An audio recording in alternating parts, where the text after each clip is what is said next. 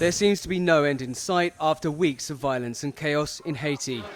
Anti-government gangs continue to battle the police in the streets of the capital, Port-au-Prince.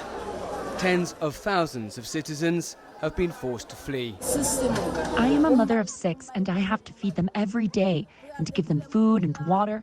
But since I had to leave my home, I just sit here with nothing to cook. Life is awful. I hold the kids in my arms, but I have nothing to give them. The situation is dire. The United Nations says half of some 11 million Haitians do not have enough to eat and 1.4 million are starving.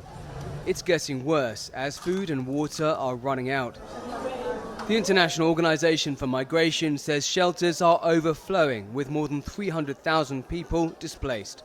At least 15,000 in the last week amid spiraling gang violence that killed thousands last year. The gangs came with big guns. We have no guns and we cannot defend ourselves. All of us, the children, are suffering. Gangs have waged war on the population since interim President Ariel Henry travelled to Kenya last month, hoping to trigger the deployment of a UN-backed force of 1,000 Kenyan police officers. Henry is reportedly in Puerto Rico, unable to return. The gangs want Henry to step down, as does much of the population. The US State Department has called for a peaceful transition. US Secretary of State Antony Blinken travelled on Monday to Jamaica to meet with regional leaders in the Caribbean community.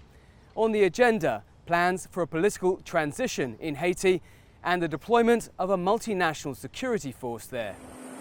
The State Department confirmed that Marines had been deployed to the US Embassy in Haiti to reinforce security and evacuate non-essential personnel.